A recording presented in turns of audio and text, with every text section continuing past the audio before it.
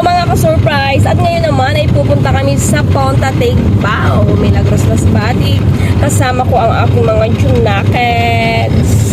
Hi!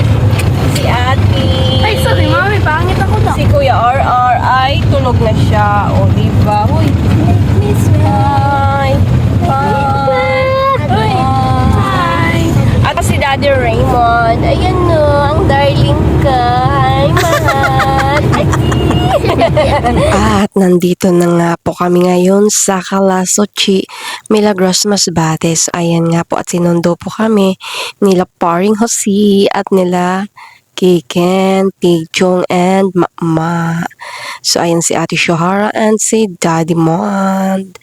So ayan, nakakatakot naman. Kasi, ayan, buti na lang, andyan si Kiken. Sobrang natakot talaga ako dyan. Akala ko mahuhulog ako. So, hindi ko tuloy na video. Yan nga pa. So, eto na at pupunta na kami sa Ponta Tigbao. So, diba? Yeah. Ayan na at malapit na kami sa Ponta Tigbao. So, enjoy na naman ang mga batit ko. Kasi nga po, gustong-gusto talaga nilang magbakasyon dito palagi.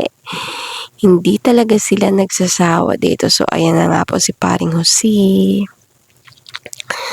At nandito na nga po, nakarating na ang mga bida-bida. Si Kuya RR, gusto na talaga siyang tumalon dyan. Kasi nga po, gusto na niyang maligo sa dagat. At saka si baby GR ko ay gusto na rin maligo sa dagat dyan. So, eto na nga at bababa na ako dyan. So, para daw hindi mabasa yung sapatos ko, syempre, kinakarga yan ni Kagawad. At palagi po yan. Ay, ang sweet. Ay, ambot sa imo. Bahala ka na.